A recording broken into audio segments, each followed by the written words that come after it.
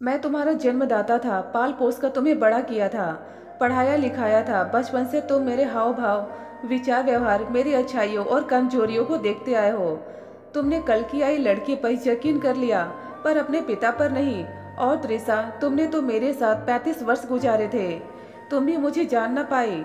तुम्हें भी यकीन नहीं हुआ जिस लड़की को बहू के रूप में बेटी बनाकर घर में लाया था, क्या उसके साथ में ऐसी भद्दी हरकत कर सकता था? 7 जन्मों का साथ तो क्या निभाना था। अब आगे कहानी का पूरा सारांश जरूर पढ़े। सुबह के 10 बजे थे। डेरे के अपने ऑफिस में आकर मैं बैठा ही था। लाइजन अफसर के रूप में पिछले 2 साल से मैं सेवा में था। हॉल से गुजरते समय मैंने इस बात पे ध्यान नहीं दिया कि बाहर मिलने के लिए कौन कौन बैठा है। 10 और 12 बजे के बीच मिलने का समय था। सभी मिलने वाले एक पर्ची पर अपना नाम लिखकर बाहर खड़े सेवादार को दे देते और वह मेरे पास बारी बारी से भेजता रहता। 12 बजे के करीब मेरे पास जिस नाम की पर्ची आई, उसे देखकर मैं चौंका। यह जाना पहचाना नाम था मेरे एकमात्र बेटे का। मैंने बाहर सेवादार को यह जानने के लिए बुलाया कि इसके साथ कोई और भी आया है। जी, एक बूढ़ी औरत भी साथ है। मैं समझ गया, यह बूढ़ी औरत और कोई नहीं, मेरी धर्मपत्नी त्रिसा है। इतने समय बाद ये दोनों क्यों आए हैं मैं समझ नहीं पाया। मेरे लिए ये अतीत के अतिरिक्त और कुछ नहीं थे। संबंध चटक कर कैसे टूट गए कभी जान ही नहीं पाया। मैंने इनके प्रति अपने कर्तव्यों को निश्चित कर लिया था। साहब, इन दोनों को अंदर भेजूं? सेवादार ने पूछा तो मैंने कहा, नहीं, ड्राइवर रविंद्र को मेरे पास भेजो और इन दोनों को बाहर इंतजार करने को कहो। वह जी कहकर चला गया।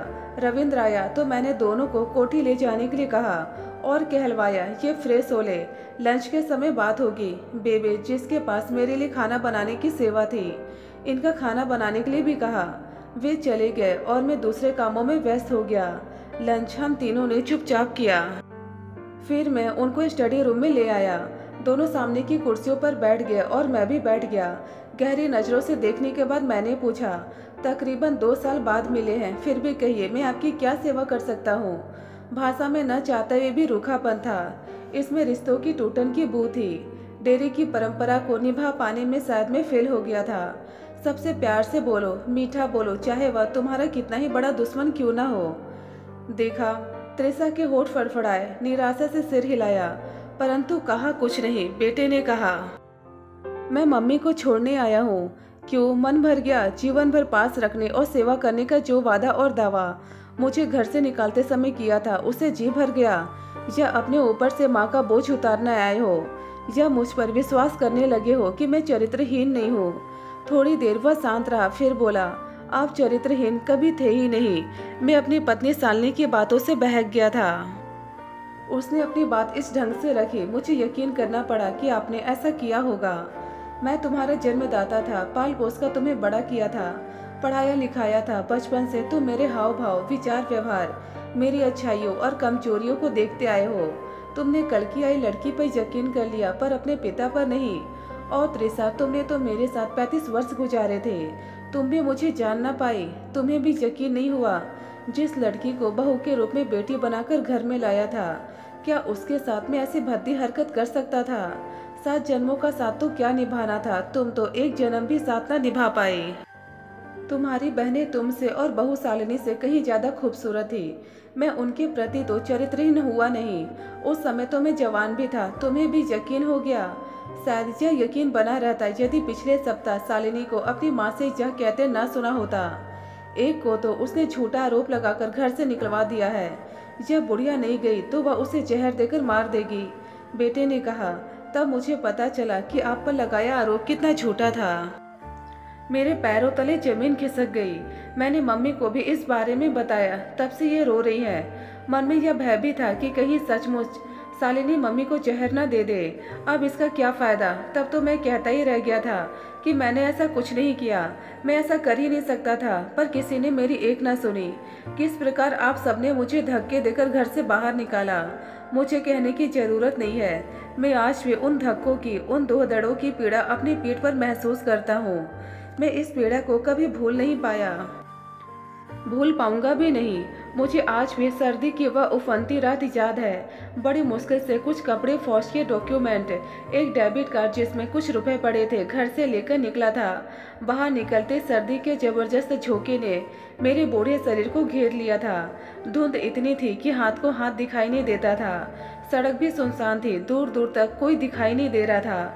रात मेरे जीवन की तरह सुनसान पसरी पड़ी थी। रिश्तों की टूटन की करवाहट से मैं निराश था। फिर मैंने स्वयं को संभाला और पास के एटीएम से कुछ रुपए निकाले। अभी सोच ही रहा था कि मुख्य सड़क तक कैसे पहुंच जाए कि पुलिस की जिप्सी ब्रेक की भयानक आवाज के साथ मेरे पास आकर रुकी। उसमें बैठे एक इंस्पेक्टर ने कहा, क्यों भाई, इतनी सर्द रात में एटीएम के पास क्या कर रहे हो? कोई चोर वोर तो नहीं हो? मैं पुलिस की ऐसी भाषा से वाकिफ था। नहीं इंस्पेक्टर साहब, मैं सेना का रिटायर्ड कर्नल हूँ। यह रहा मेरा आईडी कार्ड। इमरजेंसी में मुझे कहीं जाना पड़ रहा है। एटीएम से पैसे निकालने आया था। मुख्य सड़क तक जाने के लिए कोई सवारी ढूंढ रहा था कि आप आ गए। घर में सड़क तक छोड़ने के लिए कोई नहीं है। इंस्पेक्टर की भाषा बदल गई थी। वह सेना के रिटायर्ड कर्नल से ऐसी भाषा का प्रयोग नहीं कर सकता था।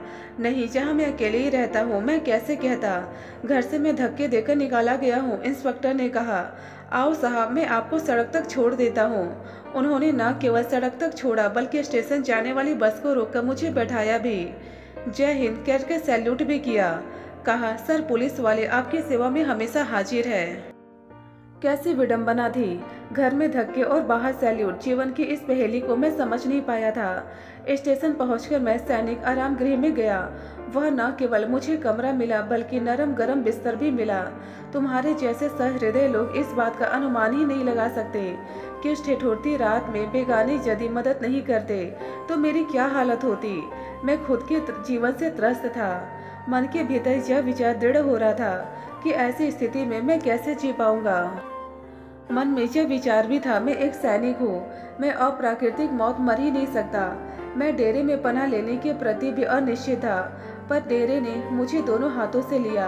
पैसे की तंगी ने मुझे बहुत तंग किया। डेरे के लंगर में खाते समय मुझे जो आत्मग्लानि होती थी, उससे उबरने के लिए मुझे दूर दूर तक कोई रास्ता नहीं सूझ रहा था। आपने मुझे मेरी पेंशन में से 1000 रुपया महीना देना भी स्वीकार नहीं किया त्रिसा, तो मेरे पास इसके अलावा और कोई चारा नहीं था कि पहले का पेंशन डेबिट कार्ड कैंसिल करवा कर नया कार्ड इशू करवाऊं। मेरे जीते जी पेंशन पर केवल मेरा अधिकार था। मैं जीवन भर क्यों के प्रश्नों का उत्तर देते देते थक गया हूँ। मैं बचपन में खोता गया। अभी तक बिस्तर में सुसु क्यों करता हूँ? अच्छा, अब फैशन करने लगा है। पैंट में बटन के बजाय जिप क्यों लगवा ली? अरे तुमने नई पैंट क्यों पहन ली? मॉडल टाउन में मौसी की जहाँ दरिया देने ही तो जाना है। नई पैंट आने जाने के लिए क्यों नहीं रख लेता? चल नेकर पहन कर जा। काश उस रोज मैं नेकर पहनकर न गया होता। मैं अभी भंडारी ब्रिज चढ़ ही रहा था कि साइकिल पर आ रहे लड़के ने मुझे रोका। काम करोगे? मुझे उसकी बात समझ नहीं आई, इसलिए मैंने पूछा था, कैसा काम? घर का काम, मुंडू वाला। उसने मेरे हुलिये, बिना प्रेस किए पहनी कमीज, बिना कंघी की बेतरतीब बाल, ढीली नेकर, कैंची चप्पल, बगल में दरिया उठाए किसी घर में काम करने वाला मुंडू समझ लिया था। मैंने उसे कहा था, नहीं, मैंने नहीं करना है, मैं 7वीं में पढ़ता हूँ। फिर उसने कहा था, अरे अच्छे पैसे मिलेंगे, खाना कपड़ा रहने की जगह मिलेगी, तुम्हारी जिंदगी बन जाएगी। जब मैंने उसे सख्ती से झिड़क कर कहा कि मैं पढ़ रहा हूँ और मुझे मुंडू नहीं बनना है, तब जाकर उसने मेरा पीछा छोड़ा था। बाद में शीशे में अपना हुलिया देखा तो वह किसी मुंडू से भी गया गुजरा था। मेरे कपड़े ऐसे क्यों थे? मेरे पास इसका भी उत्तर नहीं था। बाबूजी के अतिरिक्त सभी मेरा मजाक उड़ाते रहे। मेरे दूसरे उपनामों के साथ मुंडू उपनाम भी जुड़ गया था। उस भाई से कभी क्यों का प्रश्न क्यों नहीं पूछा गया, जो गली के एक लड़की के लिए पागल हुआ था, अफीम खाकर उसकी चौखट पर मरने का नाटक करता रहा। गली में उसे दूसरी चौखट मिलती ही नहीं थी। उस बहन से भी कभी क्यों का प्रश्न क्यों नहीं पूछा गया, जो संगीत के शौक के विपरीत लेडी हेल्थ विजिटर के कोर्स में दाखिला लेकर कोर्स पूरा नहीं कर सकी, पैसा और समय बर्बाद किया और परिवार को जबरदस्त नुकसान पहुंचाया। उस भाई से भी क्यों का प्रश्न नहीं किया गया, जो पहले नेवी में गया, छोड़कर आया, पढ़ने लगा, किसी बात पर झगड़ा किया तो फौज में चला गया, वहाँ बीमार हुआ, फौज से छुट्टी हुई, फिर पढ़ने लगा, पढ़ाई फिर भी पूरी नहीं की। सबसे छोटे ने तो परिवार की लुटिया ही डुबो दी। मैंने बाबूजी को चुपके चुपके रोते देखा था। मैं पढ़ने में इतना तेज नहीं था। मुझ पर प्रश्नों की बौछार लगा दी जाती। पढ़ना नहीं आता तो इसमें पैसा क्यों बर्बाद कर रहे हो? इस क्यों का उत्तर उस समय भी मेरे पास नहीं था और आज भी नहीं है। 17 साल की उम्र में फौज में गया तो वहाँ भी इस क्यों ने मेरा पीछा नहीं छोड़ा। सही होता तो भी क्यों का प्रश्न किया जाता और सही ना होता तो भी। 11 साल तक तन मन धन से घर वालों की सेवा की। परिवार छोड़ते समय मेरे समझ परिचय क्यों का प्रश्न था कि मैंने अपने लिए क्यों कुछ बचाकर नहीं रखा। तुमसे शादी हुई पहली रात तुम्हें कुछ दे नहीं पाया। मुझे पता ही नहीं था कि कुछ देना होता है। पता होता तो भी नहीं दे पाता। मेरे पास कुछ था ही नहीं। 2 महीने की छुट्टी में मिले पैसे से मैंने शादी की थी। मैं तुम्हें सब कैसे बताता और तुम क्यों सुनती? बताने पर शायद कहती ऐसा था तो शादी ही क्यों की। तुम्हारे समझ मेरी इमेज क्या थी मैं बड़ी अच्छी तरह जानता हूँ। तुमने इस इमेज को कभी सुधरने का मौका ही नहीं दिया। अफसर बनने पर भी उल्टे मुझे दोष देती रही। तुम्हारे रिश्तेदार मेरे मुंह पर मुझे आहत करके जाते रहे। कभी तुमने इसका विरोध नहीं किया। मुझे याद है तुम्हारी बहन अचला की नई नई शादी हुई थी। अचला और उसके पति को अपने जहां बुलाना था तुम चाहती थी। शायद अचला भी चाहती थी कि इसके लिए मैं उसके ससुर को लिखूं। मैंने साफ कहा था मेरा लिखना केवल उसके पति को बनता है, उसके ससुर को नहीं। जैसे मैं साहनी परिवार का दामाद हूँ वैसे वह है। मैं उसका ससुर नहीं हूँ। बात बड़ी व्यवहारिक थी परंतु तुमने इसको अपनी इज्जत का सवाल बना लिया था। मन के भीतर अनेक क्यों के प्रश्न होते हुए भी मैं तुम्हारे सामने झुक गया था। मैंने इसके लिए उसके ससुर को लिखा था। जीवन में तुमने कभी मेरे साथ समझौता नहीं किया। हमेशा मैंने वह किया जो तुम चाहती थी। अचला और उसका पति आए तो मिलन के लिए वे रात तक इंतजार नहीं कर सके थे। हमें दिन में ही उनके लिए एकांत का प्रबंध करना पड़ा। मुझे बहुत बुरा लगा था। मैं समझ नहीं पाया था कि ऐसा करके वे हमें क्या बताना चाहते थे। यदि हम उनकी जहाँ जाते तो क्या वे ऐसा कह और कर सकते थे? तुम्हें याद होगा अपने सीमा से अधिक हमने उनको दिया था। अचला ने क्या कहा था? वो अपने ससुराल में अपनी ओर से इतना और कह देगी कि यह दीदी जीजा जी ने दिया है, जिसका साफ मतलब था कि जो कुछ दिया गया है वह कम था। मैं मन से बड़ा आहत हुआ था। अचला को इस प्रकार आहत करने, बेइज्जत करने और इस कमी का एहसास दिलाने का कोई हक नहीं था। मैंने तुम्हारी ओर देखा था शायद तुम इस प्रकार उत्तर दो, पर तुम्हें अपने रिश्तेदारों के सामने मेरे इस प्रकार आहत और बेइज्जत होने का कभी एहसास नहीं हुआ। क्यों? मैं इसका उत्तर कभी ढूंढ नहीं पाया। अचला को मैंने उत्तर दिया था। तुम्हें कमी लगी थी तो कह देती, जहाँ इतना दिया था वहाँ उसे भी पूरा कर देते, पर तुम्हें इस कमी का एहसास दिलाने का कोई अधिकार नहीं था। तुम अपने ससुराल में अपनी और हमारी इज्जत बनाना चाहती थी ना। मजा तब था कि बिना एहसास दिलाए इस कमी को पूरा कर देती। पर इस झूठ की जरूरत क्या है? क्या इस प्रकार तुम हमारी इज्जत बना पाती? मुझे नहीं लगता, क्योंकि झूठ झूठ ही होता है, कभी ना कभी खुल जाता। उस समय तुम्हारी स्थिति क्या होती तुमने कभी सोचा है? अचला मेरे इन प्रश्नों का उत्तर नहीं दे पाई थी। जो बात तुम्हें कहनी चाहिए थी उसे मैंने कहा था। उनके जाने के बाद कई दिनों तक तुमने मेरे साथ बात नहीं की थी। उस रोज तो हद हो गई थी जब मैं अपने एक रिश्तेदार की मृत्यु पर गया था। वे केवल मेरे रिश्तेदार नहीं थे बल्कि उनके साथ तुम्हारा भी संबंध था। उन्होंने किस तरह मुझसे तुम्हारे व्यवहार के लिए प्रयत्न किया था तुम भूल गई। उसी परिवार ने बाबूजी के मरने पर भी सहयोग किया था। वहाँ मुझसे 500 रुपये खर्च हो गए थे। उसके लिए तुमने किस प्रकार झगड़ा किया था कहने की जरूरत नहीं है। तुमने तो यहाँ तक कह दिया था कि तुम मेरे पैसों को 100 जूते मारती हो। मेरे पैसों को 100 जूते मारने का मतलब मुझे भी 100 जूते मारना। मैं तुम्हारे किन रिश्तेदारों की मौत के सियापे करने नहीं गया। उन्हीं रिश्तेदारों ने माताजी के मरने पर आना तो दूर, किसी ने फोन तक नहीं किया। किसी को डिप्रेशन था, किसी के घुटनों में दर्द था। तुम्हारी भाषा की करवाहट आज भी भीतर तक करवाहट से भर देती है। पर अब इन सब बातों का क्या फायदा? मैं तो केवल इतना जानता हूँ कि आप लोगों के सामने मैं हमेशा गरीब बना रहा। किसी बाप को गरीब नहीं होना चाहिए। गरीब हो तो उसमें ताने सुनने की ताकत होनी चाहिए।